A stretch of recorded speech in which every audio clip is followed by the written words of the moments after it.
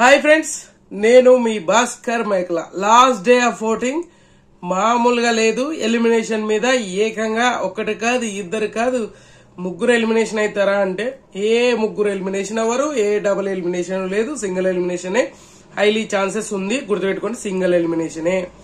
So Ayesha elimination అయింది కదా, ఆయేషా ఇంటికి వెళ్లిపోయింది కదా, నామినేషన్ లేకుండా ఎలిమినేషన్ అయింది అంటే ఈ వీక్ నో ఎలిమినేషన్ పెట్టే ఛాన్సెస్ ఉందా అని కూడా అనుకోవచ్చు.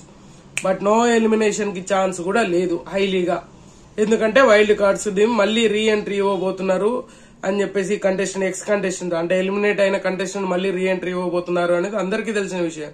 అందులో ఇద్దరిని ఉంచుతారు, అంటే కామనర్స్ గా వచ్చిన వాళ్ళని, అగ్ని పరీక్ష షో నుంచి వచ్చి సెలెక్ట్ అయిన వాళ్ళని మళ్ళీ ఈ అవుట్ హౌస్ లో పెట్టి ఆ నలుగురిని ఒక 1 వీక్ ఉంచేసి ఆ తర్వాత ఇద్దరిని పంపించేసి ఇద్దరు ఉంచుతారా, ముగ్గురిని పంపించేసి ఒకరిని ఉంచుతారా, లేదంటే నలుగురిని తట్టాపుట్ట పంపించేస్తారా అనేది తెలీదు. బట్ ఇప్పుడున్న ప్రకారంగా అయితే ఇద్దరు ఉండే ఛాన్సెస్ ఉంది అంటున్నారు. 95% ఒకరుండే ఛాన్సెస్ ఉంది.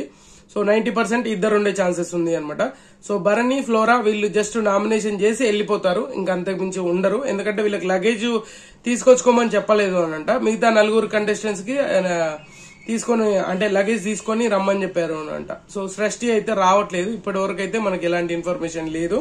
సో ఇది సిచ్యువేషన్. అండ్ ఏన్ గా మాట్లాడుకోవాల్సింది ఓటింగ్ అనాలిసిస్. అండ్ మామూలుగా లేదు, లాస్ట్ డే ఆఫ్ ఓటింగ్ నేను ఈ వీడియో చేసినాక మోస్ట్లీ మీకు ఒక 4 అవర్స్ 3 అవర్స్ 4 అవర్స్ ఉంటది. అండ్ ఆ 3-4 అవర్స్ లో మీరు ఏ మాత్రం ఓటింగ్ అనేది డిలే చేయకుండా ఓట్లు వేసేసుకుంటూ ఉండండి. ఎందుకనంటే నో ఎలిమినేషన్ అని చాలా మంది మిస్లీడ్ చేసిన దాన్ని నమ్మకండి, ప్లీజ్ నమ్మకండి. మీకు నచ్చిన కంటెస్టెంట్ కు ఓట్లు వేసుకోండి, ఇంకెంతకంటే చెప్పలేను. సో మొత్తానికి ఓటింగ్ లో టాప్ ఆర్డర్ కి వెళ్లే ముందు ప్లీజ్ వీడియోకి ఒక లైక్ వేసుకోండి, వీడియో ఎండ్ వరకు చూసే ప్రయత్నం చేయండి. అలాగే వీడియో మధ్యలో ఎక్కడైనా నచ్చితే సబ్స్క్రైబ్ చేసుకోండి, హైప్ అనే బటన్ కూడా ఒకసారి క్లిక్ చేయండి. ఇంకా లేట్ చేయను, లాగ్ చేయను. సో టాప్ పొజిషన్ వచ్చేసరికి తనుజ ఉంది. సో తనుజకి బీభత్సమైన వెయిట్ పెరిగిందబ్బా. వెయిట్ పెరగడం అంటే అరే హెడ్ కి పెరగడం కాదురా, ఇది మళ్ళీ మీరు గొడవలు పెట్టుకోవడానికి రెడీగా ఉంటున్నారు. సో మామూలు వెయిటేజ్ రాలే. ఈ టాస్క్ వల్ల ఎవరికి ఎంత హెల్ప్ అయిందో లేదో తెలియదు, కానీ తనుజకి బాగా వర్కౌట్ అయింది. తనుజకి మంచి ఇంపాక్ట్ చూపించగలిగింది. తనుజ డబ్బులు సంపాదించుకునే విధానం గానీ, టాస్క్లలో ఆడడం. టాస్క్లు ఆడడం అంటే మెయిన్ వీళ్ళు ఒకటి పోటీ పడితేనే టాస్క్ అనుకుంటున్నారు.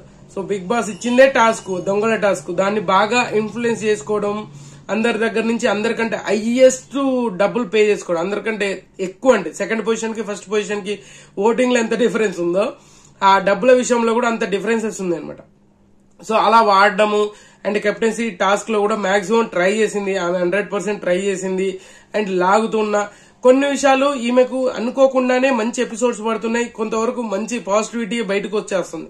నెగటివిటీ కంటే పాజిటివిటీ ఎక్కువగా తనుజకు బయటకు వస్తుంది. సో అది బిగ్ బాస్ ఎడిటర్ మహిమనా, బిగ్ బాస్ మహిమనా, లేదు అంటే నిజంగానే వర్కౌట్ అవుతుందో తెలియదు. సో 33% తోటి టాప్ పొజిషన్ లీడ్ చేస్తుంది తనుజ. సో 33% 1% తగ్గింది. దానివల్ల ఈమెకు తగ్గడం కాదు, వేరే వాళ్ళకు ఓటింగ్ అనేది పెరిగింది. ఎందుకంటే తగ్గింది అని అనుకుంటే క్లారిటీగా చెప్పేవాడిని. సో తగ్గలేదు, ఈమెకు ఓటింగ్ అనేది చాలా కాన్స్టెంట్ గా పడుతుంది. అందులో ఇంకోటి ఏంటంటే 30+ ఉంటుంది తప్పితే 30కి అసలు బిలో వచ్చే పరిస్థితే లేదు. సో ఆ రేంజ్ లో పడుతుంది. 33% తోటి టాప్ పొజిషన్ లీడ్ చేస్తుంది. సెకండ్ వచ్చేసరికి కళ్యాణ్ ఉన్నాడు. కళ్యాణ్ కూడా మార్నింగ్ కి ఇప్పటికి పెద్ద డిఫరెన్సెస్ ఏమీ లేదు, సేమ్ ఓటింగ్ పడుతూ ఉంది అనమాట, 20% ఓటింగ్. అండ్ ఏదైతే బయట నుంచి వచ్చిన ఇన్పుట్స్ ను వీళ్ళు కరెక్ట్ గా గ్రాఫ్ చేయగలుగుతున్నారు, బట్ దాన్ని అమలు చేయలేకపోతున్నారు.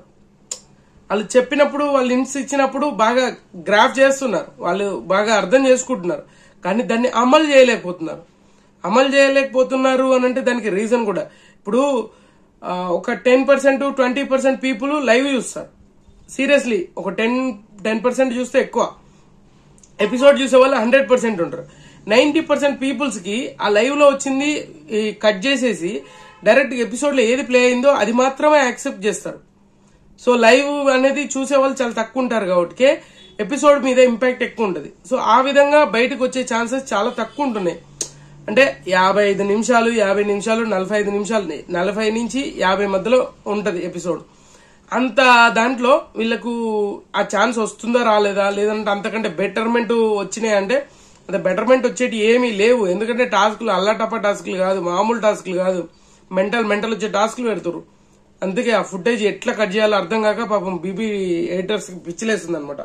సో అలాగా కళ్యాణ్ కు ఎక్కడో చిన్న మిస్బ్యాలెన్స్ అయిపోతుంది. 20% తోటి చాలా స్టేబుల్ ఉన్నాడు. అండ్ ఈ రోజు సడన్ గా ఓటింగ్ అనేది పెరిగింది, 2-3% ఓటింగ్ పెరిగింది కళ్యాణ్ కి. మార్నింగ్ నిన్నటితో పోల్చుకుంటే ఈ రోజుకి చాలా బెటర్మెంట్ అయింది.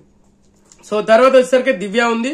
దివ్యాకు కూడా స్టేబుల్ ఓటింగ్ పడుతుంది. అండ్ దివ్యాకు ఒక క్లారిటీ వచ్చింది. బంధాలు బంధుత్వాలు ఇవన్నీ పెట్టుకునే దానికంటే మనం స్ట్రైట్ ఫార్వర్డ్ గా ఉండాలి, మనం క్లారిటీగా ఉండాలి అనేది ఫిక్స్ అయిపోయింది. ఆ ఫిక్సింగ్ లోనే ఆమె క్లారిటీ తోటి మెయింటైన్ చేసుకుంటూ ముందుకెళ్తున్నారు తప్పితే ఆ మైండ్ సెట్ ని మార్చుకోకుండా ఉంటే ఖచ్చితంగా ఈమె టాప్ 5 దాకా ఉంటది. మై అనాలిసిస్ ఇలాగే ఉంటే. చాలా మంది ఓవర్ చేస్తుంది, టాస్క్లలో కూడా అరుస్తుంది అని చెప్పేసి అనుకున్నారు. కానీ ఇప్పుడు ఏదైతే కెప్టెన్సీ టాస్క్ జరిగిందో దాంట్లో కూడా నువ్వు ఇమాన్యుయల్ ని కెప్టెన్ చేయాలి అనుకుంటే నువ్వు తీయాల్సింది ఎవరిని? నిఖిల్ ని తీయాలి. నువ్వు నన్నెందుకు తీస్తున్నావు? కరెక్టే కదా. ఇప్పుడు నిఖిల్ స్ట్రాంగ్ పర్సన్. నిఖిల్ ఉంటే ఇమాన్యుయల్ ను వేరే వాళ్ళకి వచ్చినప్పుడు ఇమాన్యుయల్ ని తీసేస్తే అయిపోతుంది. సో అక్కడ నిఖిల్ కంపారిజన్ చూసుకుంటే, దివ్య నిఖిల్ చూసుకుంటే నిఖిల్ చాలా స్ట్రాంగ్ పర్సన్. కానీ అక్కడ సిచ్యువేషన్ ఏంది? సంజన తీసేస్తుంది. సో అలా కొన్ని విషయాలు స్ట్రేట్ ఫార్వర్డ్ గా మాట్లాడేస్తుంది. మాట్లాడకుండా తర్వాత డిస్కషన్ చేద్దాము అనే అది లేకుండా డైరెక్ట్ స్ట్రేట్ ఫార్వర్డ్ గా అక్కడే తెగ్గొట్టేస్తుండేసరికి జనాలకి తెలియకుండానే కనెక్ట్ అయిపోతుంది. సో అలా ఈమెకు ఒక ఇంప్రెషన్ అనేది క్రియేట్ అవుతుంది ఆడియన్స్ దగ్గర నుంచి. ఇంకొక వీక్ కూడా ఇలాగే ఉంటే సో సూపర్ అనమాట. సో ఈమె మాక్సిమం నామినేషన్ లోనే ఉంటది, గుర్తుపెట్టుకోండి, రాసి పెట్టుకోండి. సో 14% తోటి సేమ్ అదే ఓటింగ్ తోటి 3rd పొజిషన్ లో ఉండేది. 4th పొజిషన్ కి వచ్చేసరికి మాత్రం మారిపోయింది. 4th పొజిషన్ లో రీతు వచ్చింది. ఇది నమ్మశక్యంగా లేదు అని అనుకుంటారు, బట్ 100% కరెక్ట్. సో 100% కాదు, 99.99% 4th పొజిషన్ కి వచ్చింది రీతు. సో రీతుకి 10% ఓటింగ్ తోటి ఒక 1% ఓటింగ్ అనేది ఇంక్రీజ్ చేసుకుని ఈమె మాత్రం ఖచ్చితంగా ఒక అనుకున్న దానికంటే బెటర్మెంట్ ఓటింగ్ పడుతుంది అని చెప్పుకోవచ్చు. సో 10% ఓటింగ్ తోటి ఈమె కూడా సేఫ్ జోన్. రీతుకి లవ్ ట్రాక్ వదిలేయాలా, మాట్లాడుకోవాలా? మీరు ఆలోచిస్తే ఇమాన్యుయల్, రీతు వీళ్ళిద్దరు వాళ్ళు ఇచ్చిన మన ఎవరు ఆది ఇచ్చిన ఇంట్స్ గురించి, ఇప్పుడు వచ్చి మన అమర్దీప్ అర్జున్ వచ్చి ఇచ్చిన ఇంట్లో గురించి, వేరే వాళ్ళు ఏ పొజిషన్ లో ఉన్నారు, తనుజకు బాండ్ వర్కౌట్ అయింది, ఇలాంటి విషయాలు చాలా మాట్లాడుకుంటున్నారు. బట్ ఆ మాట్లాడుకునేది ఏదో బయటకు చూపించేంత పరిస్థితి లేదు. ఎందుకంటే అది మాట్లాడుకునేది అంత ఈజీగా పోర్ట్రేట్ చేయలేకపోతున్నారు. బట్ అది వర్కౌట్ అవ్వదు. సో రీతుకు బీభత్సంగా ఆడాలి, బీభత్సంగా చేయాలి అంటే కంప్లీట్ గా పవన్ తో అసలు సంబంధమే లేదు, పవన్ కి మాకు సంబంధమే లేదు అన్నట్టుగా ఉండొచ్చు. సో మళ్ళీ వాళ్ళే పోయి అరే కంటెంట్ చేద్దాము, వాటితో కంటెంట్ చేయి, నీకు ఫుటేజ్, ఈ మాటలన్నీ ఆటోమేటిక్ గా బక్వాస్ మాటలు అయిపోతున్నాయి. సో అయినా కూడా మాకు స్టేబుల్ ఓటింగ్ పడుతుంది. అండ్ 10% ఓటింగ్ తోటి అండ్ 4th పొజిషన్ కి వచ్చింది. అండ్ 5th పొజిషన్ వచ్చేసరికి సంజన ఉంది 9% ఓటింగ్ తోటి. సంజన రోజుకి తగ్గిపోతూ వస్తుంది. సో సంజనకి 9% ఓటింగ్ ఉంది. సంజన చాలా రాంగ్ డెసిషన్స్ తీసుకుంది, రాంగ్ స్టేట్మెంట్లు పాస్ చేస్తుంది, నోటుకు వచ్చిందల్లా అది చేస్తుంది. సో ఆ బేసిస్ మీద ఖచ్చితంగా సంజనకి అనుకున్న దానికంటే దారుణంగా ఓటింగ్ పడిపోతూ ఉంది. సో ఇంకొక వీక్ గానీ నామినేషన్ లోకి వస్తే ఖచ్చితంగా టాటా బై బై చెప్పే పరిస్థితి కూడా వస్తుంది ఇలాగే ఆడితే.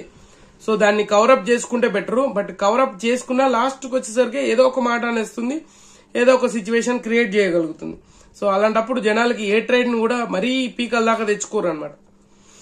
9% తోటి ఈమె 5th పొజిషన్ కి వచ్చింది. అండ్ 6th పొజిషన్ వచ్చేసరికి రాము ఉన్నాడు. సో రాముకి ఓటింగ్ అనేది తగ్గింది, అంతేనా? అంతే, రాముకి ఓటింగ్ అనేది తగ్గింది. రాముకు ఓటింగ్ తగ్గడం అంటే మామూలు తగ్గడం కాదు, ఏం లేదు, సేమ్ పర్సెంటేజ్ ఓటింగ్ ఉంది, 7% ఓటింగ్ అనేది ఉంది. సో మార్నింగ్ కి ఇప్పటికీ పెద్ద డిఫరెన్సెస్ ఏమి లేదు. మైనర్ గా తగ్గినా కూడా 7% ఓటింగ్ తోటే కాన్స్టెంట్ గా ఉంటున్నాడు మనోడైతే, చాలా స్టేబుల్ గానే పడుతుంది. బట్ రాముకి కూడా ఎలిమినేషన్ గండం అయితే ఉందా అని అంటే నాకు తెలిసి మనకున్న ఇన్ఫో ప్రకారంగా అయితే ఎలిమినేషన్ గండం అయితే ఖచ్చితంగా లేదు అని నేను ఎక్స్పెక్ట్ చేస్తున్నాను. నాకు తెలిసిన ఇన్ఫో ప్రకారంగా చెప్తున్నాను. ఇంకా తర్వాత వచ్చేసరికి బాటమ్ లో ఉంది రమ్య. మార్నింగ్ ఇప్పుడు చూసుకుంటే రమ్య 7th పొజిషన్ లోకి వచ్చింది. అండ్ 1% ఓటింగ్ పెరిగింది రమ్యకి. మళ్ళీ డేంజర్ జోన్ లోకి సాయే వచ్చాడు. ఏం జరుగుతుంది స్వామి? సో సాయి పాపం సేవింగ్ పవర్ ఉండి యూజ్ చేసుకోక అతి దారుణంగా మోసపోతున్నాడు. సో అనవసరంగా నిజంగానే మాధురి గారు లైవ్ లో మాట్లాడుతూ ఉంటారు, లేదు సాయి నువ్వు అనవసరంగా వేస్ట్ చేసావు, యూజ్ చేసుకోవాల్సింది అని అంటే ఇమాన్యుయల్ చెప్తాడు ఫస్ట్ వీకే కదా అందుకనే వాడు యూజ్ చేసుకోలేదు అంటే, ఫస్ట్ వీకే కదా యూజ్ చేసుకోవాల్సింది, జనాలకి రీచ్ అవ్వడానికి టైం పడుతుంది, అలాంటప్పుడు నువ్వు యూజ్ చేసుకుని ఉంటే నెక్స్ట్ వీక్ వచ్చేసరికి జనాలకు కొంచెం కనెక్ట్ అయిపోతావు కదా, సో అది మిస్ అవుతుంది, అది అనవసరంగా నువ్వు యూజ్ చేసుకోలేదు అని చెప్పేసి మాధురి గారు చాలా క్లారిటీతో అనలైజ్ చేస్తుంది ఇమాన్యుయల్ దానికి. సో పాపం సాయికి ఎలిమినేషన్ గండం తప్పేటట్టు లేదు, రమ్య గాని సాయి గాని వీళ్ళిద్దరిట్లలో 99% ఈ వారం ఎలిమినేట్ అవ్వబోతున్నారు. సో ఆయేషా ఎలిమినేషన్ అయ్యింది అని చెప్పేసి ఇక్కడ ఎలిమినేట్ అవ్వకుండా ఉండే పరిస్థితి లేదు. సో ఖచ్చితంగా ఎలిమినేషన్ అనేది ఫిక్స్ రాసి పెట్టుకోండి, కానీ సింగిల్ ఎలిమినేషన్ ఉండే ఛాన్సెస్ హైలీగా ఉంది అనమాట. సో చూద్దాం ఏం జరగబోతుంది. So last day of voting ఇంకా కొన్ని గంటలు మాత్రమే ఉంటది కాబట్టి ఆలోచించుకొని ముందుకు తీసుకెళ్ళండి. సో మీకు నచ్చిన కంటెస్టెంట్ కు ఓటేసుకోండి, ఇంకా అంతకుమించి చెప్పేదేం లేదు. సో ఖచ్చితంగా ఈ వీడియో మీకు నచ్చిందా కూడా నచ్చితే లైక్ చేయండి, షేర్ చేయండి, కామెంట్ చేయండి, సబ్స్క్రైబ్ చేయండి మర్చిపోదు. And good luck.